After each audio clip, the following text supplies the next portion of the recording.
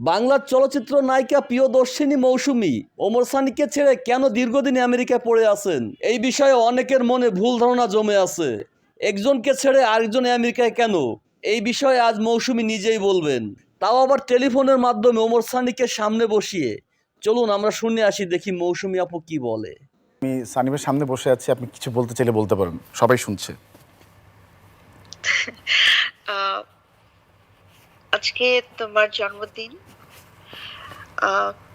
তোমার সাথে আমি অনেক দিন কাজ করেছি, তারপর আমাদের বিয়ে, সংসার, আমরা দুজনে বাবা মা হয়েছি। তো সবকিছুর পেছনেই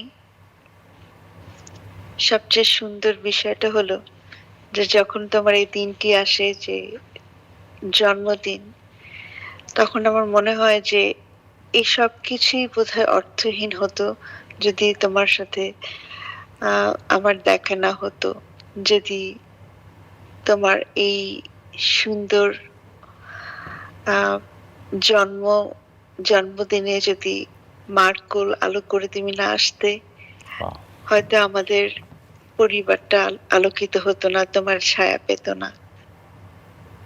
তো এই জন্য আমি কৃতজ্ঞ আল্লাহর কাছে যে তোমাকে আমরা পেয়েছি।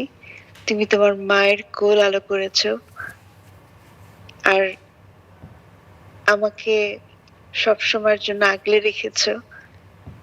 অনেক অনেক ভালোবাসা, অফুরন্ত ভালোবাসা, অনেক দোয়া।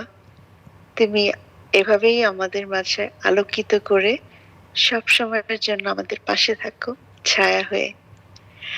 আলহামদুলিল্লাহ, অনেক অনেক অনেক ভালো আছো তুমি, এবং আরো ভালো থাকো, এই দোয়া করি। That's very sweet. Thank thank you you Moushumi আপু, থ্যাংক ইউ। আপনি আমাদের সঙ্গে লাইনে থাকবেন যুক্ত, টেলিভিশনের পর্দায় আমরা আছি, আপনার চ্যানেলের পর্দায় তো আছি, দেখতেই পাচ্ছেন। আমি ইমোশনাল হয়ে যাচ্ছি আসলে মৌসুমীর কথা শুনে। ইটস ভেরি না, সুইট। এই মুহূর্তে ও আমেরিকায় আছে।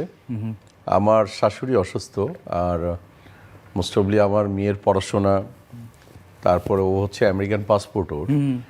তো একটাই খালি কথা বলেছে যে আমি তোমার সাথে প্রায় 29-30টা বছর একসাথে কাজের ক্ষেত্র এবং কর্মের ক্ষেত্র, দেন আমাদের স্বামী স্ত্রীর বন্ধন। আমার মাটা ভীষণ অসুস্থ, কখন কি হয়ে যায় বলা মুশকিল। তার জন্য তুমি আমাকে একটু ছাড়ো, আমি মায়ের সেবাটা করতে চাই। এবং আমার মেয়েটা খুবই আলাভোলা। আমার এক ছেলে এক মেয়ে, আরেকটা মেয়ে আসছে আমার ছেলের বিবাহিত স্ত্রী আয়েশা। তো আমার মেয়েটা ভীষণ আলাভোলা। তো ওকে একা আমেরিকার মতো একটি জায়গায় ছাড়বো, এটা আমি চাচ্ছিলাম না।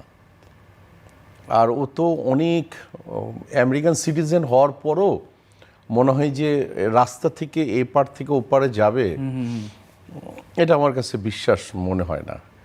তাই আমি বললাম যে ঠিক আছে তুমি যাও। আমার আসলেই আমার শাশুড়ির অবস্থা খুব একটা ভালো না।